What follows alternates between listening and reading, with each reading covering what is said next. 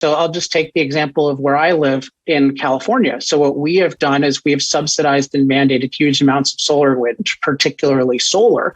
And if you look at what happens, what we have is in the middle of the day, during sunny time of year, when it's in a really sunny time of day, you'll generate a lot of electricity via solar, and everyone will brag, "Oh my gosh, we have so much of our electricity via solar."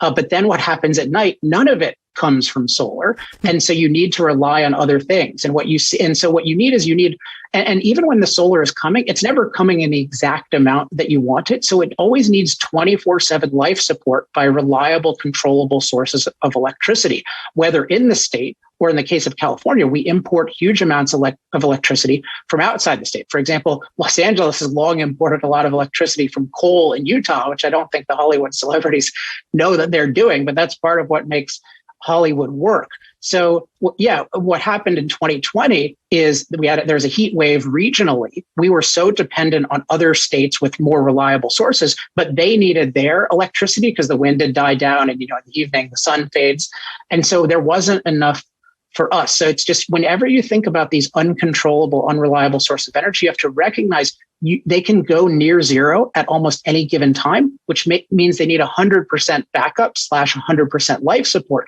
And when you try to cut back on that to save money, which we've done in California and also Texas has done, then you get blackouts. You're playing what I call reliability chicken, where you're basically praying for it to be not too hot, not too cold, and you want plenty of sunlight and plenty of wind, and nature doesn't always cooperate, and then you have disaster. So we need to recognize what we're doing here.